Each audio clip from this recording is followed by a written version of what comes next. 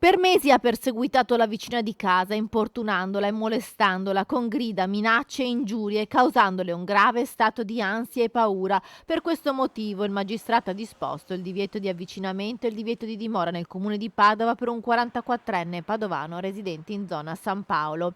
L'uomo aveva preso di mira la sua vicina di casa per le sue origini meridionali, la offendeva in continuazione, era diventato il bersaglio di sfoghi aggressivi, intimidazioni e comportamenti molesti.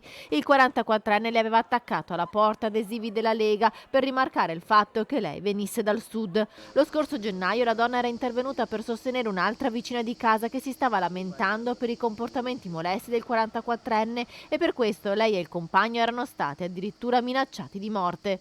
La donna si era rivolta alla polizia già a fine luglio raccontando che la situazione di tensione era cominciata 2 anni prima quando si era trasferita nel palazzo. Il vicino di casa stalker creava problemi nel condominio con urla, conversazioni telefoniche a voce altissima, continui rumori e la televisione a volume spropositato. Ingaggiava così frequenti liti anche con gli altri condomini. La polizia ha raccolto numerose testimonianze, nessuno di loro era in buoni rapporti con l'indagato che creava malessere a tutti, nessuno sostava più negli spazi comuni per paura di incontrarlo. Visto il ripetersi di questi comportamenti e l'escalation di violenza, i precedenti dell'uomo per lesioni, resistenze e atti persecutori, il giudice ha subito disposto la misura di divieto di dimora nel comune di Padova e il divieto di avvicinamento di almeno 500 metri dalla donna.